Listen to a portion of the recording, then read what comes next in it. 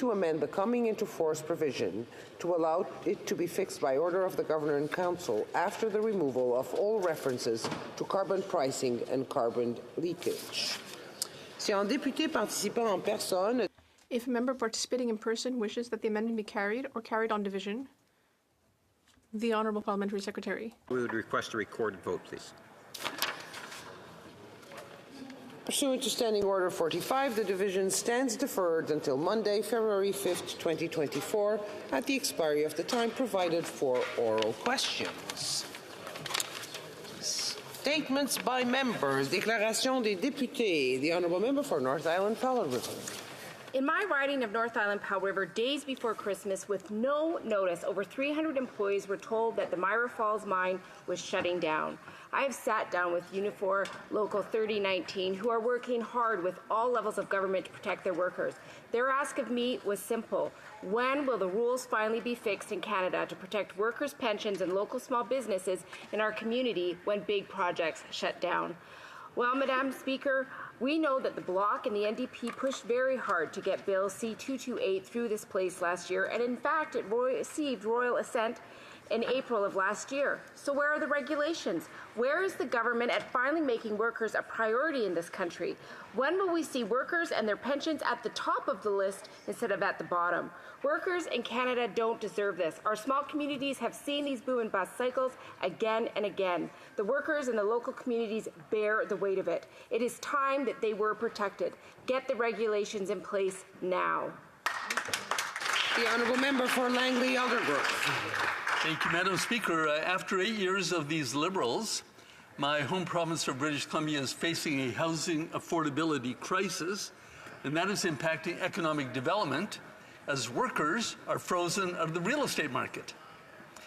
And the Liberals' housing announcements in the fall economic statement is nothing more than empty words. Josh, who lives not too far from me, told me our mortgage payment has doubled over a single year from about $3,000 a month to $5,800 a month due to these Liberals spending like drunken sailors. Another neighbour says that her family has to leave the province since they cannot find an affordable home.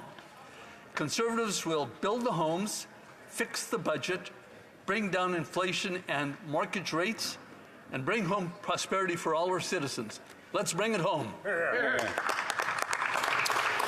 The Honourable Member for Windsor-Tecumseh. Madam Speaker, my community is excited to celebrate Black History Month with over 20 events across Windsor, Essex, honouring the proud history and culture of one of the oldest and most dynamic Black communities in Canada.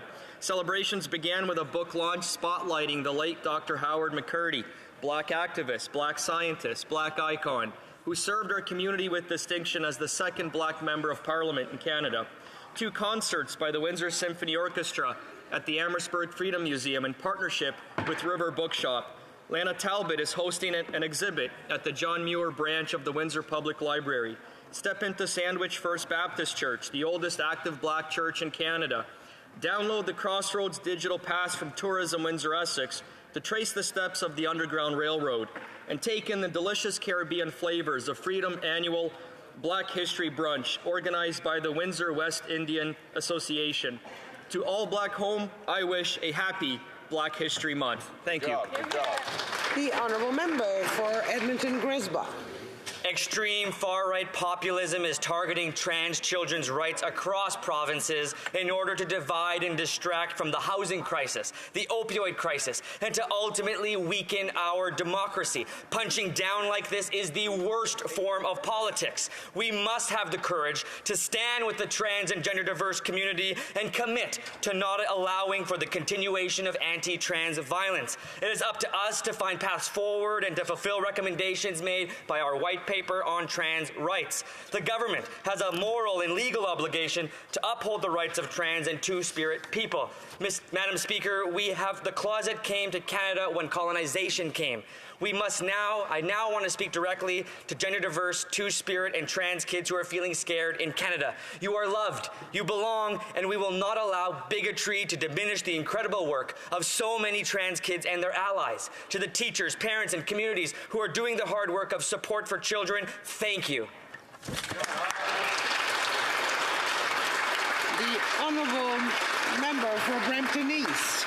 Madam Speaker, I recently sat down with the Brampton Board of Trade, Beehive, and the Brampton Economic Development Team to discuss the important work our government is doing to promote trade and economic development. Through our Indo-Pacific strategy, CAN Export, EDC, and our Trade Commissioner services, which provide support to Canadian businesses across our network of missions around the world. I had the opportunity to meet with Brampton entrepreneurs and industry leaders to hear about their successes and how the trade agreements our government has signed enable them to expand and explore new international markets. Brampton is a leader in economic growth. MDA Aerospace, Magna International, Coca-Cola, Pet Value, Lululemon, to name a few, all expanding to Brampton, creating thousands of jobs in our city. Madam Speaker, as we take on 2024, I am committed to building on this momentum with a continued focus on attracting record investments, enabling growth through trade, and ensuring the residents of Brampton have every opportunity to succeed here in our country. Thank you, Madam Speaker. Honourable member for Bull River. Thank you. After 8 years of this NDP Liberal government, Canadians are struggling. Their housing plan doesn't build houses. Rural communities like Acme and Bazzano and Bow River are left behind. But Conservatives will build homes and not bureaucracy by cutting red tape. Violent crime up. Rural crime up. Car theft up.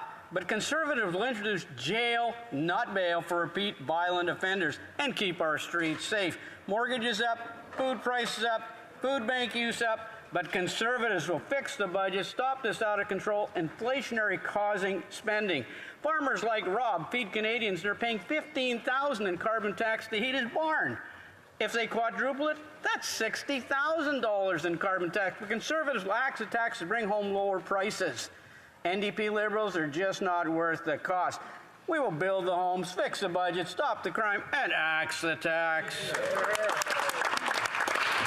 The honourable member for Vaughan Woodbridge. Madam Speaker, only when acknowledging the Black Canadian history as Canadian history can we truly understand and celebrate the rich and diverse heritage of our nation.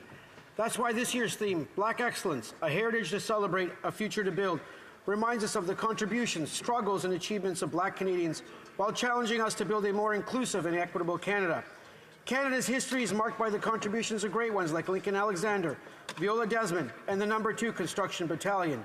They inspire today's changemakers like Jean Augustine, Rosemary Sadler, Patricia and Moses Moa, and Vaughan's very own Shernette Martin, who are strengthening our social fabric. Our government is working with Black community leaders to ensure Black voices are heard and reflected in policies. We are delivering initiatives that empower Black Canadians, including the Black Entrepreneurship Loan Fund and the Multicultural and Anti-Racism Program. Together, we are removing systemic barriers and ensuring Black Canadians can fulfill their potential. Madam Speaker, happy Black History Month. The honourable member for Nepean. Madam Speaker, Black Canadian history is Canadian history. The theme for this Black History Month 2024 is Black Excellence, a heritage to celebrate, a future to build. I would like to acknowledge the contributions that Black Canadians have made and continue to make to Canadian society. I recognize the critical role that countless Black trailblazers, past and present, have played in shaping Canada into the country it is today, and thank them for it. My focus has been building the future through economic empowerment of Black Canadians. The federal government has initiated programs to support Black entrepreneurship. In November, I hosted part of Canada-Africa Business Summit on Parliament Hill and participated in a panel discussion on impact of Afro-descendants diaspora on the Canadian and African economy. Thank you, Madam Speaker. Honourable member for Edmonton Manning. Madam Speaker, today is a Groundhog Day, but it doesn't matter if the groundhog sees his shadow. With the Liberals in power, it is always winter. It's like that old Bill Murray movie. For 8 years, we have been stuck in a perpetual Groundhog Day. Nothing changes except taxes go up, food prices go up, housing costs go up, and crimes goes up. Every day Canadians discover that the Liberal NDP government is a failure and the Prime Minister isn't worth the cost. Groundhog Day reminds us that the long Liberal winter will be over soon. On this Groundhog Day, Canadians know that spring is indeed coming, and within its new Conservative government that will axe the tax, build homes, fix the budget, and stop the crime. Thank you, Madam Speaker. The honourable member for London North Centre. Madam Speaker, every member of Parliament recognizes that the first honour of this job is the honour of representing your community and those who make it up. Along the way, we meet tremendous people, and one of those was Tom Hennessy, who recently passed away at 101. He served multiple campaigns in World War II as a fighter pilot. Later, he continued to give back to our community by becoming a physical education teacher. In 2022, Madam Speaker, where I first met Tom, he finished his walk of gratitude. That's a walk of 100 miles in support of injured veterans. It shows, Mr. Speaker, his example rather shows, that our democracy does not happen by accident. It rests on the shoulders of those who came before us. His efforts and those of other veterans have secured our democracy. We can exist in this House of Commons and debate the issues of the day because of people like Tom. To his family and friends, my deepest condolences. It was an honor to know Tom Hennessy, Madam Speaker. The honourable member for Sarnia-Lambton. Madam Speaker, after 8 years of this Liberal NDP government, the cost of rent has doubled and housing simply isn't affordable, if you can even find a house or an apartment to rent. Canadians are being forced to choose between eating and heating and paying their rent. Yet the Prime Minister doesn't think housing is a federal responsibility. And as Housing Minister, thinks you can live in a photo op. Meanwhile, the Liberals got fewer houses built last year than in 1972. Only common-sense Conservatives have a plan to build more homes instead of more bureaucracy. We will reward municipalities that build more houses and remove the barriers that hinder construction. The choice is clear. A Prime Minister who's not worth the cost, or common-sense Conservatives who will axe the tax, build the homes, fix the budget, and stop the crime. The Honourable Member for Beauce. Madam Speaker, after 8 years of this Prime Minister, Canadians have never been in such dire straits. 2 million Canadians per month are forced to go to food banks just to be able to feed their families. On April 1st, this situation will only get worse when the Liberals hike the carbon tax again, showing once again how out of touch with reality they are. Only the Conservative Party stands up for Canadians, while the NDP and the Bloc support the government in opposing this punitive measure across the country. The Bloc continues to mislead Quebecers that the carbon tax doesn't affect them. But they're wrong. The second carbon tax affects us directly at the pump by adding 20 cents a litre to the price of gas, while the first carbon tax continues to affect the price of every item shipped to Quebec. The Conservative Party of Canada wants to take care of the country as a whole. We continue to fight the government until this tax and the rest of its inflationary policies are eliminated. Let's let common sense prevail and vote for a Conservative government. Thank you, Madam Speaker. The Honourable Member for Ottawa-Vanier. Thank you, Madam Speaker. It's Black History Month, and the contribution of Black Canadians to our history is invaluable. We owe a great debt to these individuals. It's the opportunity to recognize those who have made a difference in our communities. So therefore, I take advantage of this opportunity to thank and pay tribute to Luc Termonville, an entrepreneur here in my riding. He is the CEO of the Ottawa-Gatineau Black Entrepreneurs and Professionals Association, board member of the Regroupement des gens d'affaires of the National Capital Region, and community representative of CHUO 89.1 FM. He works tirelessly to develop Black businesses and entrepreneurs.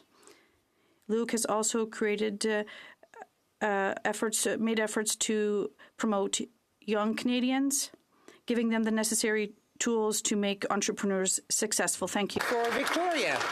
Madam Speaker, the same day the International Court of Justice ruled measures are needed to prevent genocide in Gaza, the Liberals cut off funding to UNRWA. This is the UN agency providing relief to Palestinian refugees. It is the only organization of its size positioned to provide food and aid to civilians caught in this horrific conflict.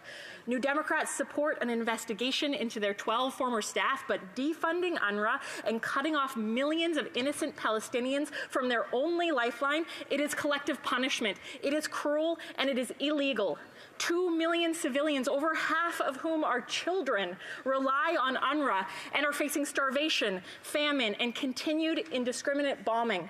The International Court of Justice ordered immediate and effective action to ensure the provision of humanitarian assistance in Gaza. Canada must reverse these cuts. To my Liberal colleagues, why have you abandoned human rights, abandoned international law? How can you punish over 1 million innocent children? The Honourable Member for Shefford. At the end of 2023, I had the opportunity to celebrate the 55th anniversary of an organization with a crucial mission for Granby, the Granby Association for Intellectual Disabilities and Autism, better known as the AGDIA. It was an opportunity to hear touching testimonials from parents and people living with these realities. Over the years, AGDIA has certainly helped to break down barriers and taboos about the various autism spectrums. We've come a long way in the past 55 years, but there are still too many challenges and prejudices in society. Yet a person with special needs is an integral part of today's society. Thanks to organizations like this one, they can now take part in activities, discover passions, socialize, and even work. And for parents, it's a moment of respite when they know that their child is in good hands. Bravo to the General Director of this whole team for the successful event and for all their hard work. Thank you. The Honourable Member for Souris West Mountain. Madam Speaker, after 8 years of this Liberal NDP government, Canadians can no longer afford to pay the price of this Prime Minister's incompetence. His carbon tax is set to increase yet again on April 1st, and guess who's going to have to pay for it? It will be the farmer who works tirelessly from sun up to sundown to put food on our tables. It'll be the parents who have to choose between keeping the heat on or feeding their children. It'll be the small business owner who has to lay off staff to pay their bills.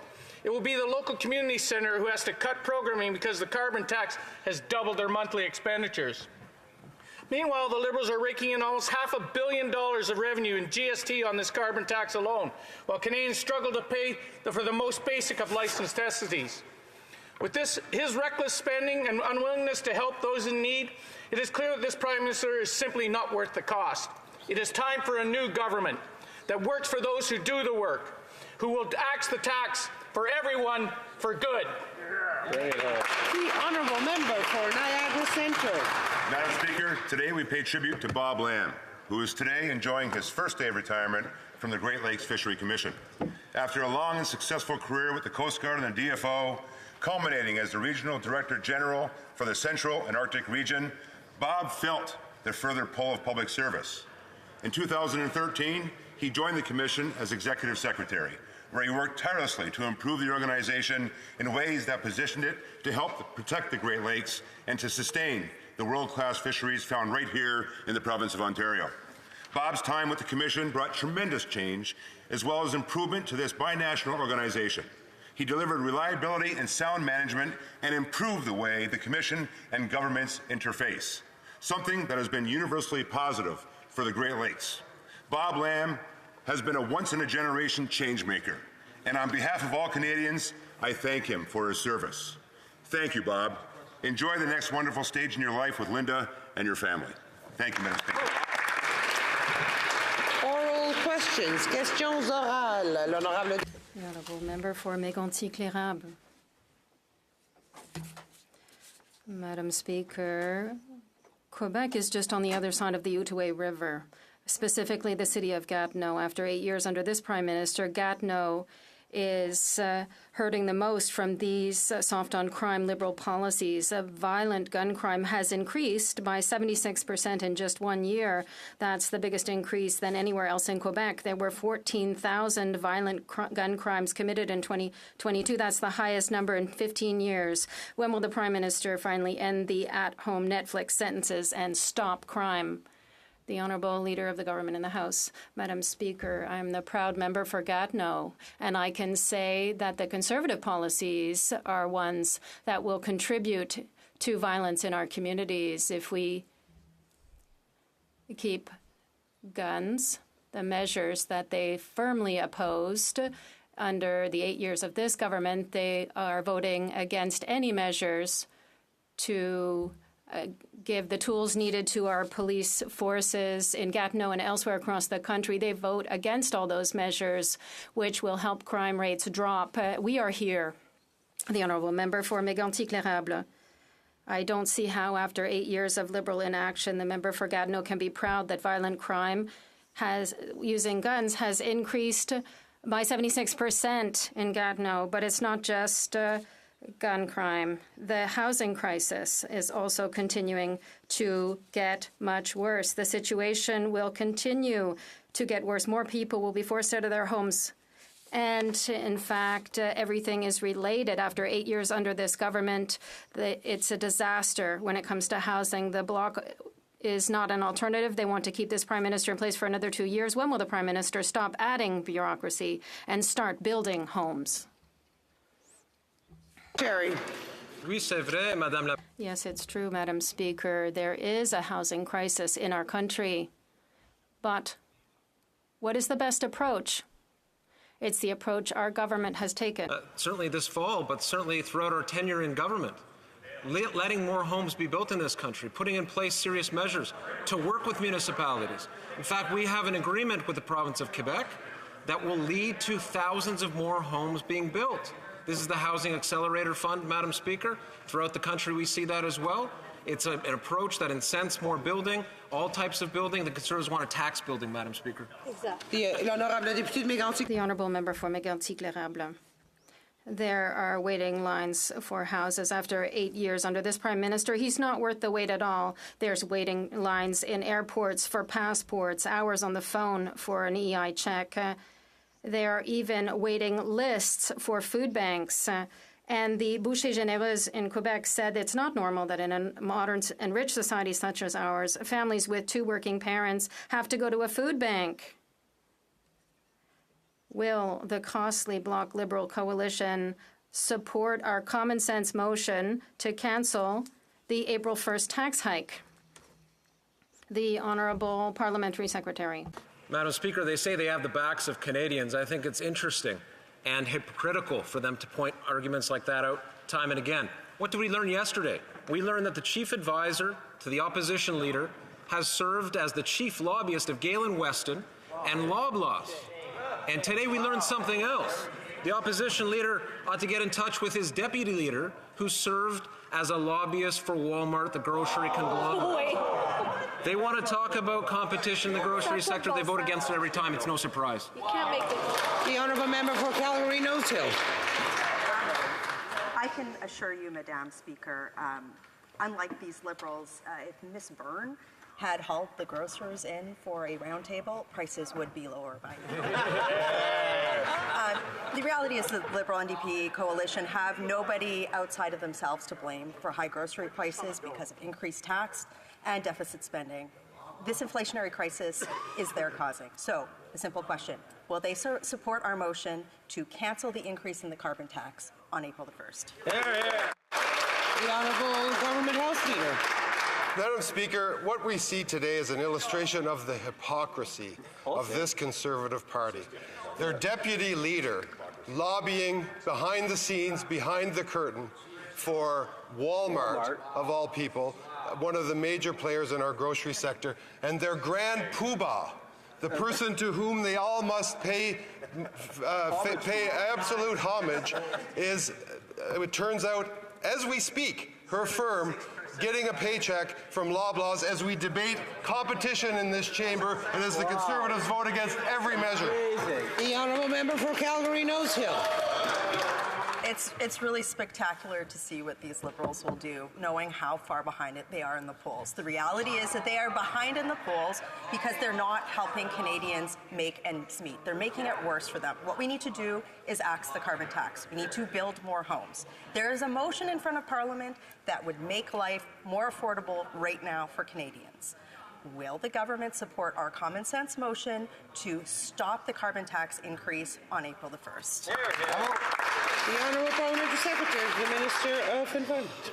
Madam Speaker, an economist from the University of Calgary specifically found that if the carbon price and the carbon rebates that are sent to Canadians was cancelled tomorrow, the people who would most benefit earn more than $250,000. If we're concerned about affordability, here on this side of the House, we're looking out for the everyday Canadians. On that side of the House, they seem to be looking out for the top 1%. The Honourable Member for Salaberry-sur-Roi. Madam Speaker, once again, French is being treated like a second-class language in this Parliament. Yesterday, the Conservatives and the NDP, with the support of a lost Liberal, decided in committee that commissioners looking at potential miscarriages of justice don't need to be bilingual. Once again, these parties are abandoning francophones in Quebec and elsewhere in Canada. The justice is supposed to be bilingual. Canada is also supposed to be bilingual. Will the government ensure that miscarriage of justice commissioners are indeed bilingual? Parliamentary Secretary to the Minister of Justice. Thank you, Madam Speaker. I'm the so-called lost liberal she's referring to. I was at that committee, I voted the way I did, and I'm proud I did. I stood up for unilingual French-speaking citizens in the province of Quebec. I stood up for English speakers and minorities across the country, British Columbia, Alberta, Manitoba, and Ontario. That commission is going to be bilingual in nature. It's going to be available for people in both official languages, and that's the most important thing in that bill. I think what was decided yesterday was absolutely right and stands for exactly the principle she is advancing. The honourable member for Salaberry-Sauva. Madam Speaker, it's terrible what we've just heard. Once again, this parliament is devaluing francophones on the pretext of promoting diversity. Let me repeat that. French is not an obstacle to diversity. French in this country is part of its diversity, and the Francophonie is diverse. That is a very weak argument when we talk about justice, because the two official languages are equally lawful. Anyone who does not understand French is not competent to interpret law in Canada.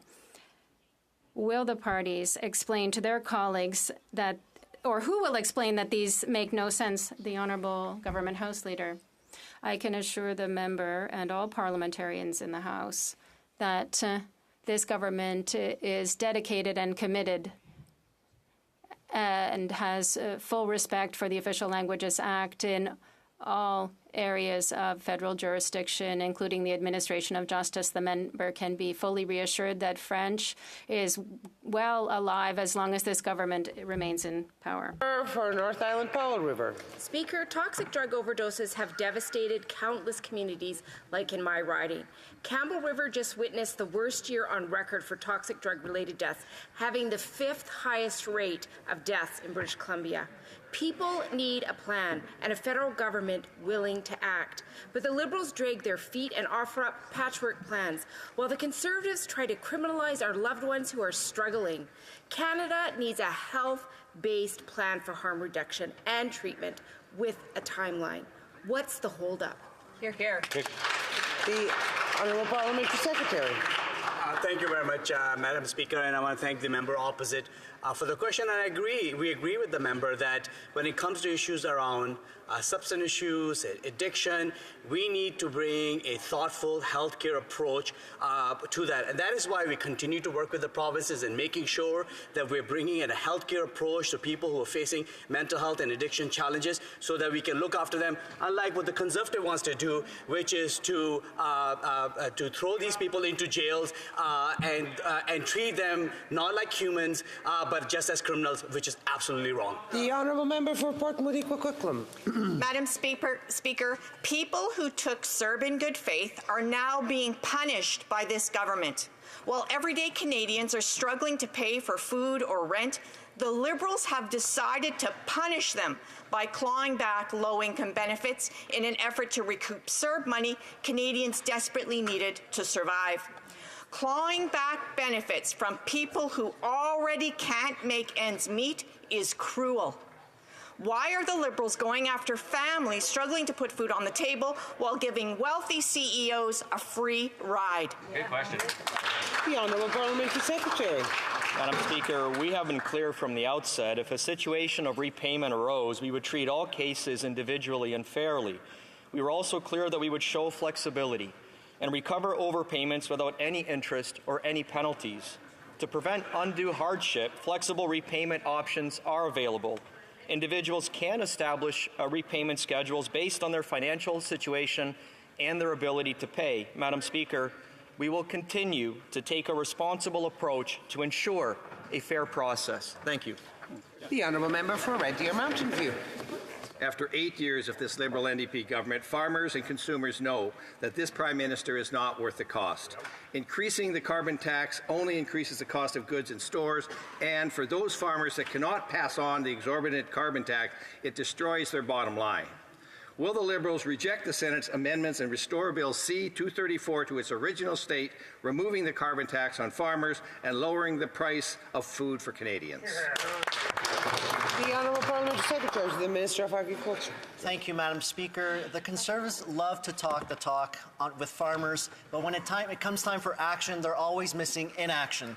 Every time they were in power, they slashed the funding for farmers, something they don't like to talk about. They slashed $200 million for farmers, money that was directed to farmers. On this side of the House, we added 25% more dollars in our agreement with province, money that's going directly to farmers. And as the honourable member knows, there's a partial rebate available for the issue that he's raised.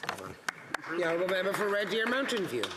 Well, Madam Speaker, these ministers must do a lot more than just mouth Greta's catchphrases. Grain commodity prices have dropped 20 to 40% in the last few months. Localized drought and flooding always takes its toll, but the price drop is because prairie farmers have had one of the best yielding crops ever. But there's no more profit. Suppliers, banks, and governments are the only winners. Quadrupling the carbon tax on farmers' inputs will be devastating. Will the Liberals stop playing games and give farmers the break they need? The Honourable Parliamentary Secretary. Madam Speaker, we're not playing games, and I wish you'd stop misinforming this House. Obviously, farmers have faced droughts. We get that. We understand. Why? Because of climate change. 21% of grains in 2021 didn't make it to the market. And there's programs in place like agri-stability. I hope the member is lobbying extremely hard to the member of the official opposition to make him understand that slashing agri-stability while he was at the cabinet table was not a good issue for farmers. It was not a good policy for farmers. On this side of the House, we're supporting farmers. We're putting more money in their pockets, and we're making sure that programs, when they face droughts, are available for them. The Honourable Member for Portage Lisgar.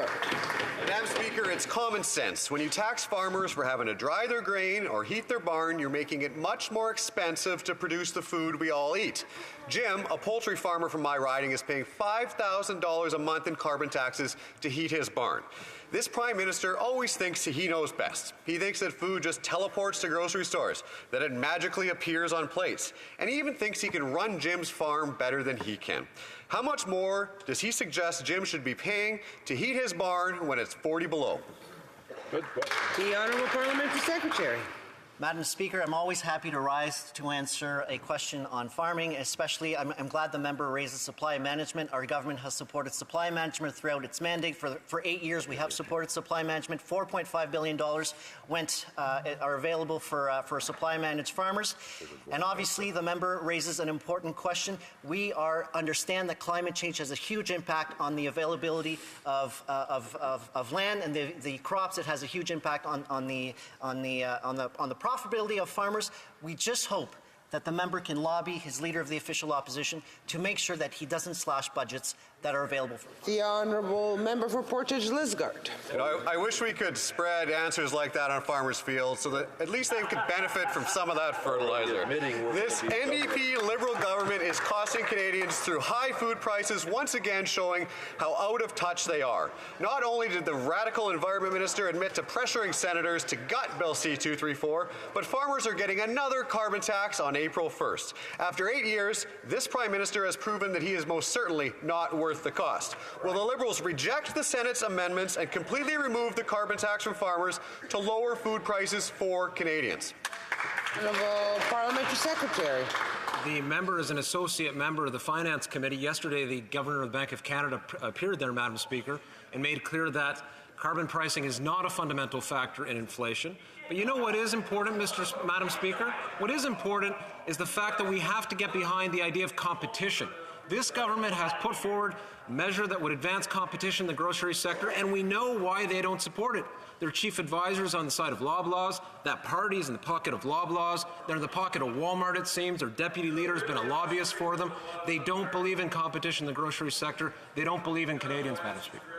Honourable Member for Yellowhead. Madam Speaker, Bill C-234 is back in the House after Liberal-appointed senators stalled and gutted this crucial legislation. This bill is vital for exempting farmers from the carbon tax and would ease the high cost of Canadian food. But as the carbon tax is set to quadruple, farmers will pay $1 billion by 2030 and will push food prices even higher. Will the Liberals scrap the Senate amendments, remove the carbon tax from agriculture, and make food more affordable for everyone? The Honourable Parliamentary Secretary. Madam Speaker, we know that farmers actually see the brunt of climate change and natural disasters day to day. And that is what is increasing food prices when we see how they are being impacted by natural disasters. We are actually taking action to fight climate change and at the same time support farmers. In each instance where we were supporting farmers in the last votes, the Conservatives voted against. They voted against $25 million going to Fort McMurray Cold Lake to support agricultural workers in that field. Why are they standing against supporting farmers to fight climate change? The Honourable Member for Yellowhead. With an answer like that, I'm not surprised Canadians can't afford food in a country where 2 million citizens are relying on food banks monthly. It's baffling to see the NDP Liberal coalition push to quadruple the carbon tax. When you tax the farmer that grows the food and the trucker who delivers the food, Canadians are stuck with higher food prices. Bill C-234 in its original form promises immediate relief. Will the Liberals discard the Senate's alterations, lift this tax burden, and help Canadians afford their groceries already? The Honourable Parliamentary Secretary. Madam Speaker, the first thing that the Conservatives did when the last time they formed government was to get rid of childcare right across our country. That impacts affordability. We have a national childcare program that's reducing the cost of childcare to $10 a day. They were sending $100 checks to millionaires. We brought in Canada Child Benefit that gives up to $619 a month to the people who need it the most.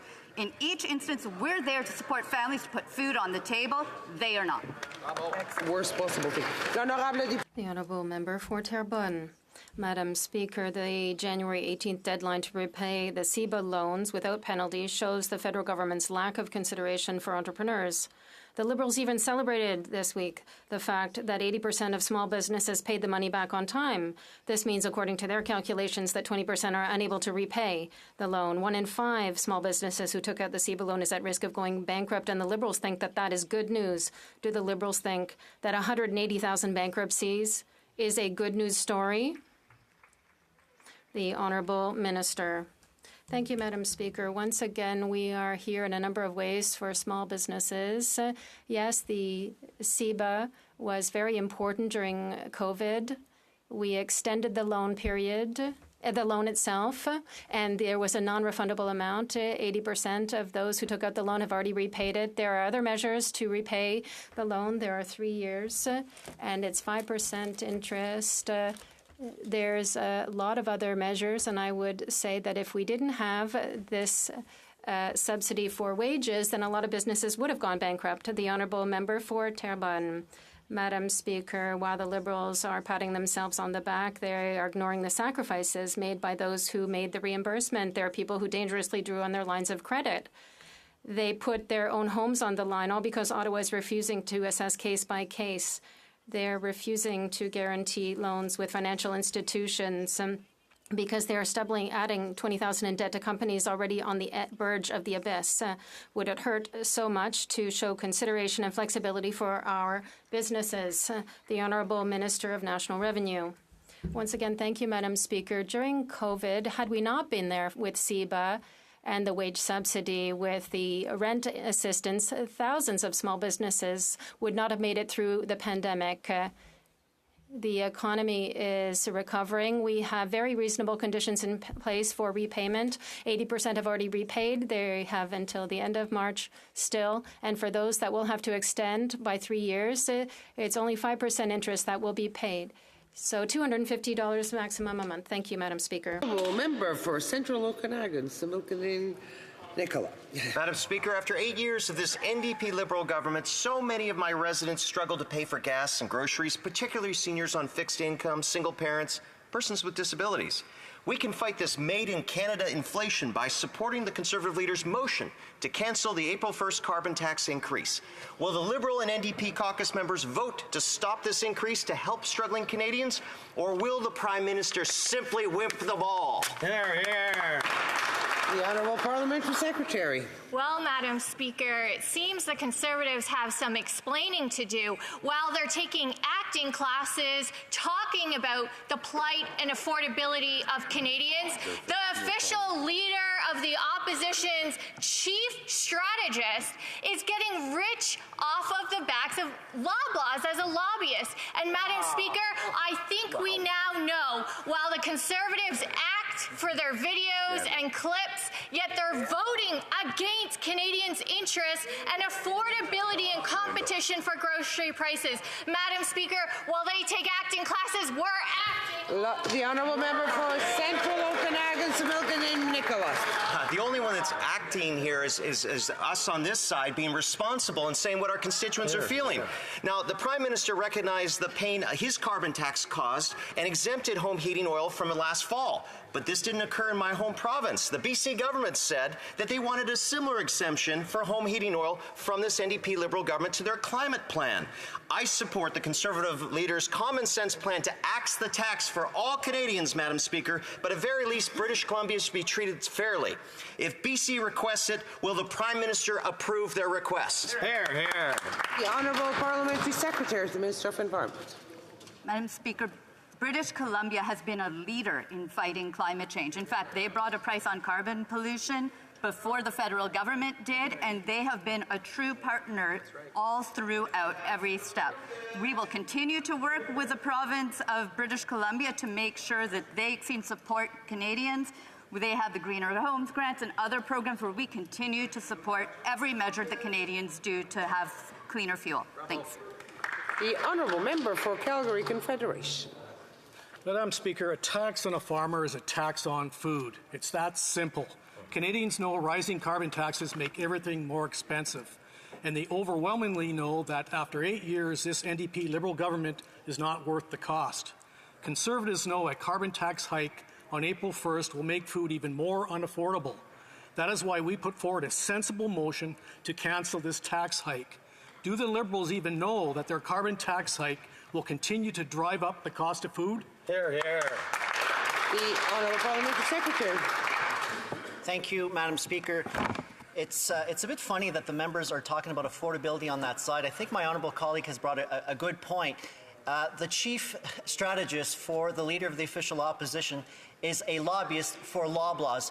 Loblaws is the only grocer asking to not be part of the Grocery Code of Conduct, something that the Conservatives were supportive. They were supportive of the Grocery Code of Conduct.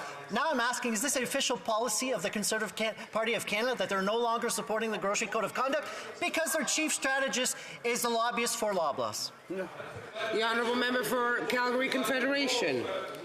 Madam Speaker, this government just doesn't understand how badly Canadians are struggling, including my city of Calgary. Statistics Canada recently reported that it costs more to afford basic goods and live a moderate standard of living in Calgary than any other major city in Canada. It now costs more to live in Calgary than it does in Toronto or Vancouver. Will the Liberals stop their April 1st carbon tax increase that will make gas, groceries, and home heating even more expensive, or will they pile on more costs to Calgarians? Here, here.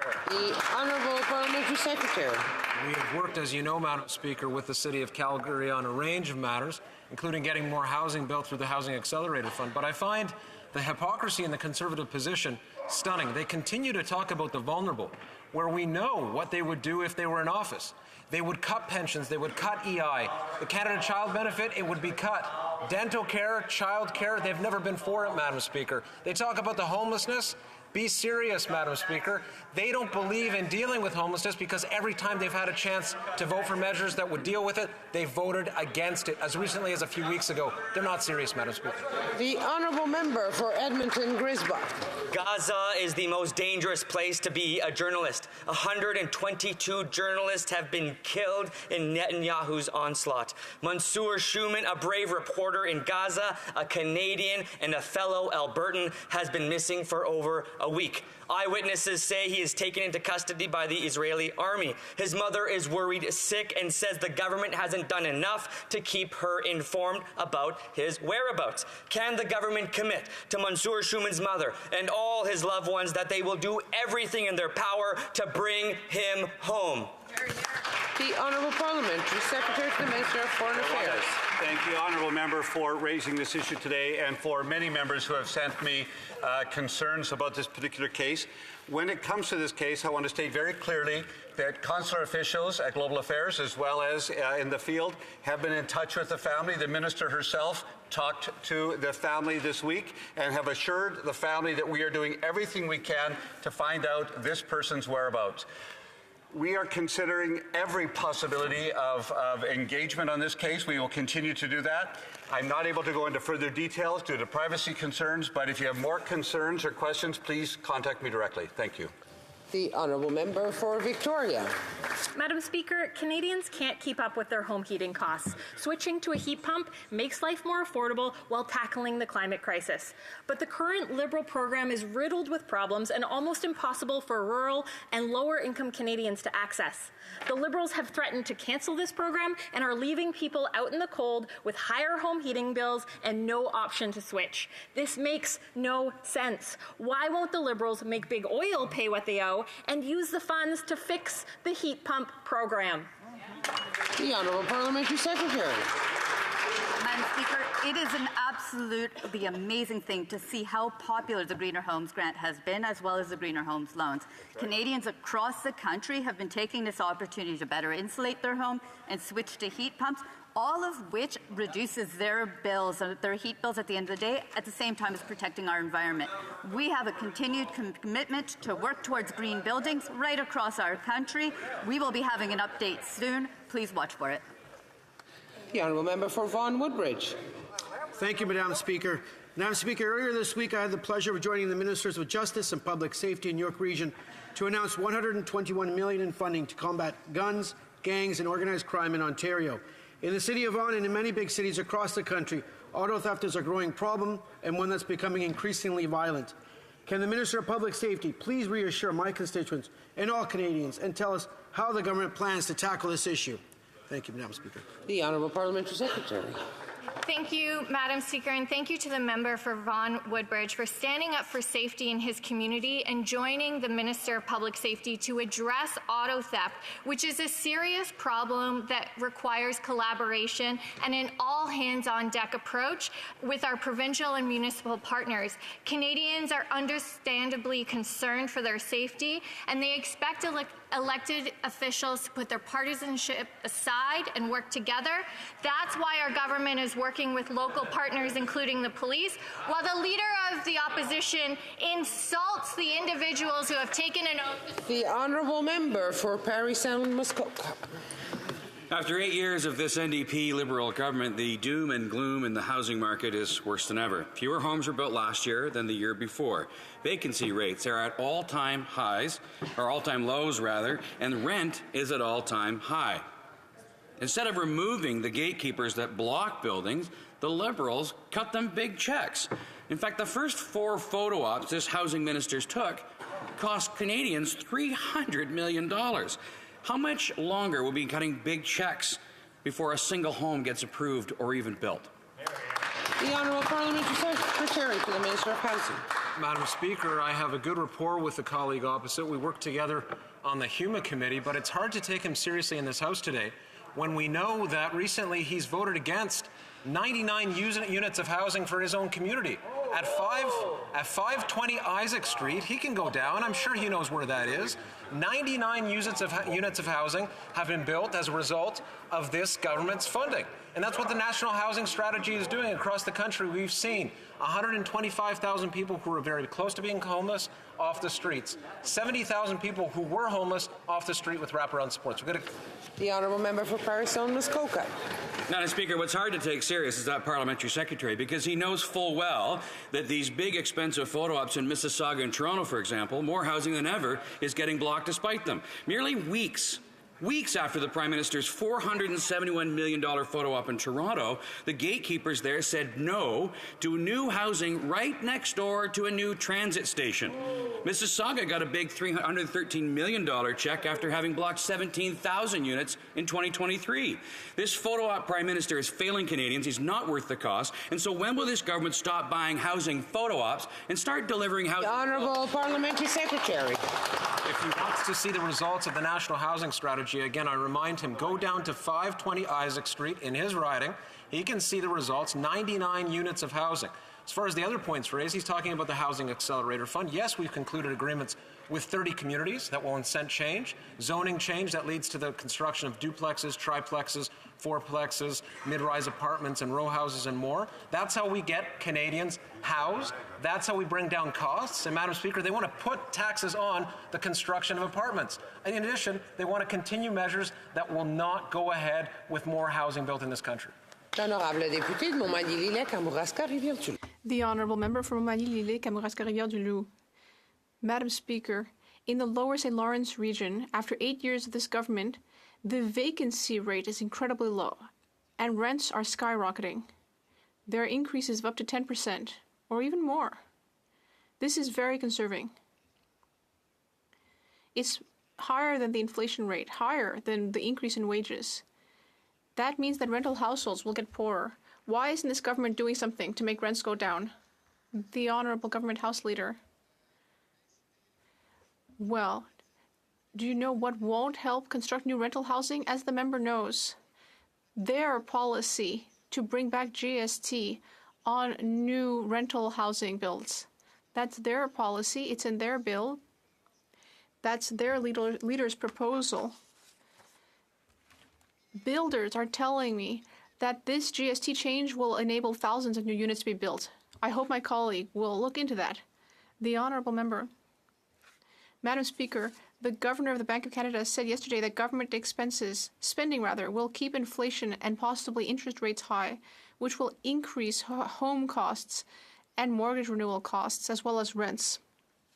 After 8 years, this government still doesn't seem to understand that balancing the budget within a predictable time frame would simply be a common sense measure. Will this government take measures to get back to a balanced budget as soon as possible? In the next budget, in fact.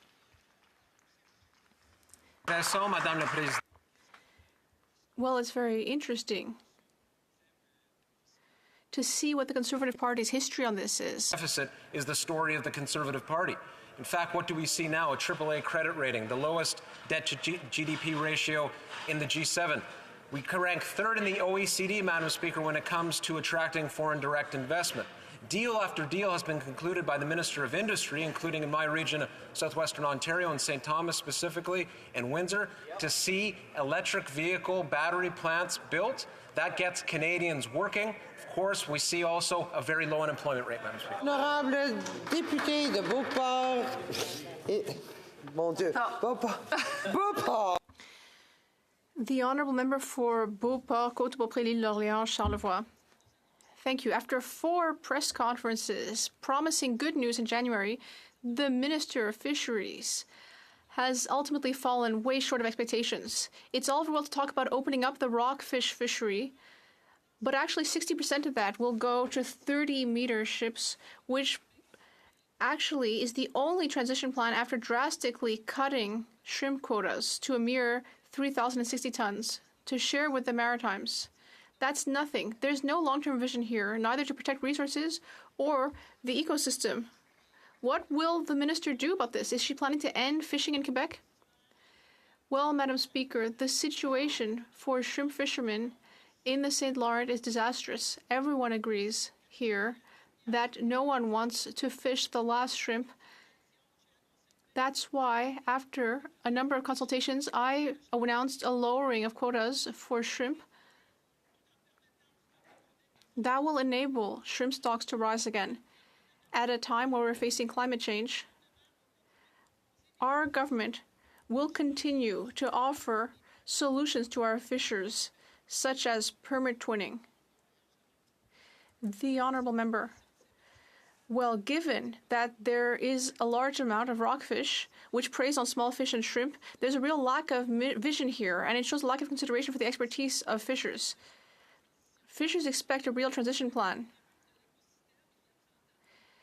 Like things were 30 years ago. Things have gone backwards since then. A plan with financial compensation, a marketing strategy for rockfish and new products, and concrete alternatives for pelagic species, seals, seaweed, shrimp, and deep-sea fish. When will the minister finally propose a sustainable plan?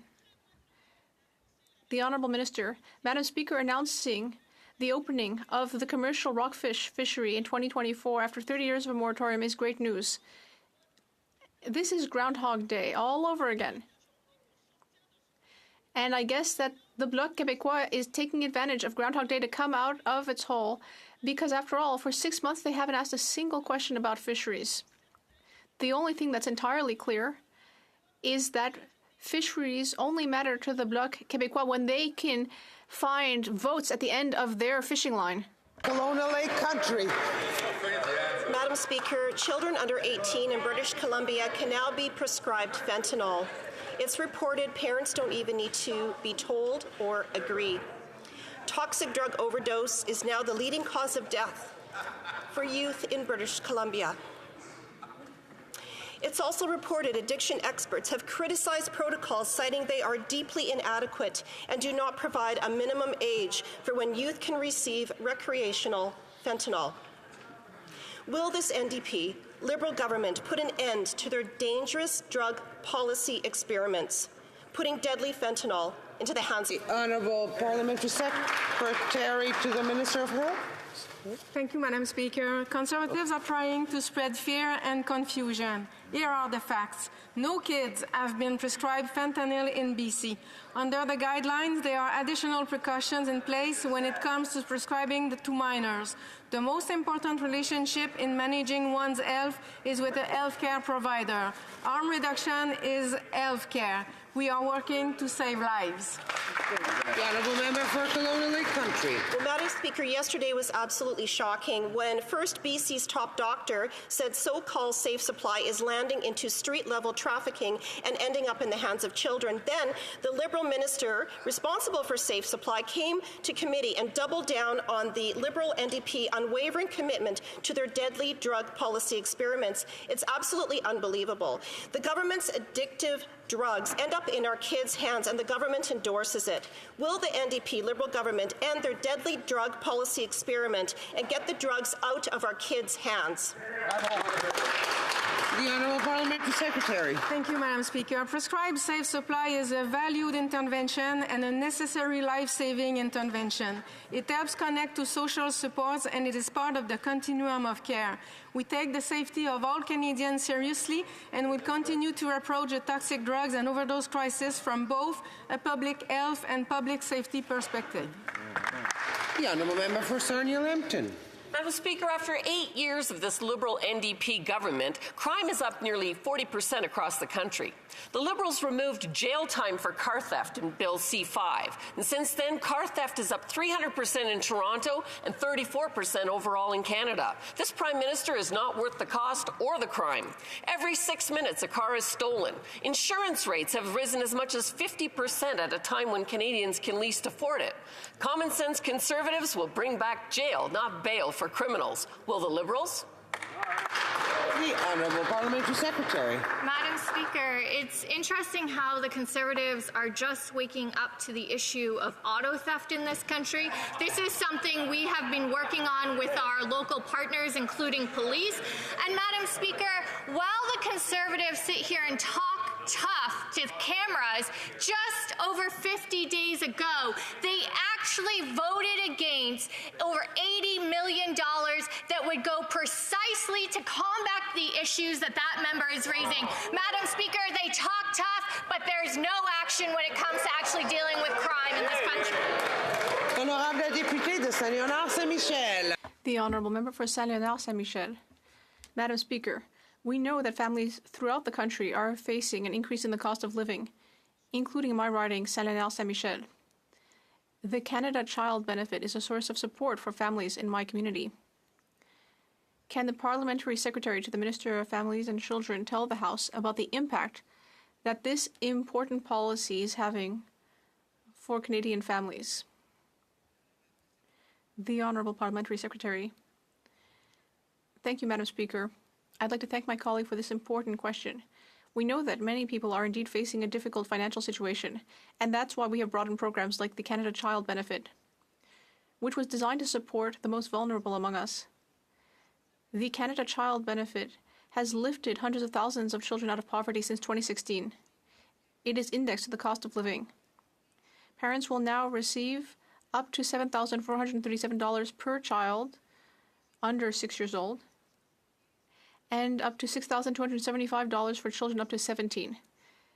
This support is essential. St. Albert, Edmonton. Madam Speaker, after 8 years, this NDP Liberal government isn't worth the cost or the corruption. The Minister of Industry conveniently claims that until recently he had no idea about corruption and self-dealing at the Liberals' billion-dollar green slush fund. But we now know that his predecessor, Navdeep Bains, was informed as early as 2019 that the company of the Liberal-appointed chair had received millions from the fund in a blatant conflict of interest. So in the face of that, how is it possible that the minister had no idea? The Honourable Parliamentary Secretary. Speaker, let me be clear. As soon as we found out about these allegations, alleged allegations, the Department of ICE had acted quickly. The Minister of Innovation has already accepted the resignation of the CEO and the chair. We take these allegations extremely seriously, which is why we're following proper due diligence.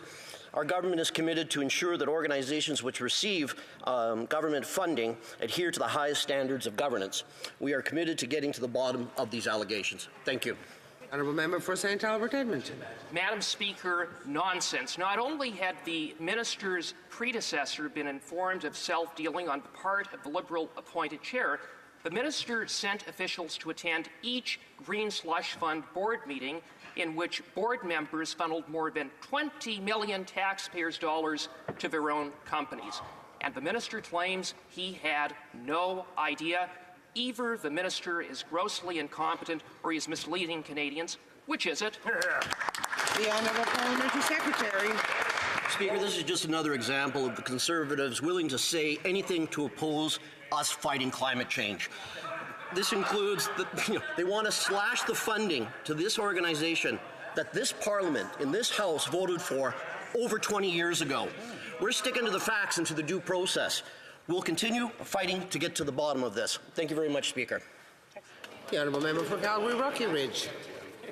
Madam Speaker, on April 1st, this Liberal NDP government is going to automatically raise the tax on beer, wine, and spirits for the 8th year in a row, without even a vote from elected MPs. When a simple treat like sharing a bottle of wine with a loved one becomes unaffordable, Canadians know that after 8 years, this Prime Minister is not worth the cost. Will the Prime Minister stop this automatic annual tax increase and bring back happy hour for Canadians? The Honourable Parliamentary Secretary. Madam Speaker, we'll continue to work with the beer sector, with vintners, to ensure that they're competitive. And in fact, if we look at the wider Canadian economy, what do we see? A lower unemployment rate than existed before the pandemic. There's more jobs working now than before the pandemic. That party continues to put forward an austerity agenda that would do what? Cut pensions, cut EI, cut the Canada Child Benefit, dental care, child care, all of it. They don't believe in the social programs that have upheld this country in so many different ways. They don't believe in by Canadians by extension. That's what I have to say to that member. The Honourable Member for West Vancouver, Sunshine Coast, Sea to Sky Country. Madam Speaker, the federal government can get more housing built by working with municipalities rather than insulting mayors like the Leader of the Official Opposition does. Through the Housing Accelerator Fund, we're working with the District of Squamish to fast-track the construction of an additional 200 homes over the next 3 years and over 1,300 homes over the next decade. And these are not just any homes. These are affordable, rental, and missing middle homes that the municipality has determined are badly needed in the community. Can the Parliamentary Secretary of Housing, Infrastructure and Communities please tell residents of Squamish how we're working with local partners to get more housing built faster at prices that they can afford? The Honourable Parliamentary Secretary. I'm happy to do exactly that, Madam Speaker, but let me first say that that member, his tireless advocacy led to agreements like the one completed with Squamish. And in fact, other MPs on this side have worked also to ensure outcomes through the Housing Accelerator Fund. I talked about it before, but it bears repeating. This is a fund that ensures incentives on municipalities' part to change zoning that will lead to more building in return for federal funding. What do we see as a result? Duplexes, fourplexes, triplexes, mid-rise apartments. All of these will lead to 500,000 homes being built over the next decade and 78,000 homes built over the next 4 years. That's how we get housing going. The Honourable Member for Churchill, Coatineau-Aski. Northern Manitoba is seeing temperatures above zero. We've had weather that's unheard of these last 2 months. Thousands of people in our region depend on ice roads to survive. Because of the warm weather, some roads haven't opened and others will not last the season. The Liberals have failed to act quickly to combat the climate emergency that is hitting Indigenous communities the hardest. Investments in climate adaptation are needed now. An airport for Wasagamag, all-weather roads for St. Teresa Point, Oxford House, and York Landing. When will the Liberals finally act to deliver these life-saving investments? Hear, hear. Honourable Parliamentary Secretary. I'd like to thank the member opposite for her question and her dedication to this file. Indeed, Indigenous people all across Canada, and especially in northern areas, are feeling the brunt of climate change faster than other areas. I was at the United Nations last year where they told our government this, and our government is willing to work with their community and work with Indigenous communities to make sure that they have all the services that all Canadians have in Canada. Thank you very much. Great answer. The Honourable Member for Richmond North Basca. Madam Speaker, on December 2nd, 2022, on February 15th, March 23rd, and September 25th, 2023, I asked questions about an outdated tax law that's been around for 30 years. It means that Canadian businesses are penalized by our tax system even though they're using local and healthy products. Things are getting more and more expensive, and it's harder for families to eat healthy products. By doing something about the situation, the government would be helping families buy healthy and cheaper food, and it would end this injustice, which means that SMEs are fighting multinationals in an unfair manner. Will the Finance Minister finally do something about this? The Honourable Minister of National Revenue. Thank you, Madam Speaker. I'd like to thank my colleague. And I believe we should all work together to solve this situation. We want to support our local businesses and help them exist in a good business environment. This is a complex issue and we can't solve it overnight, but we will continue to work with him.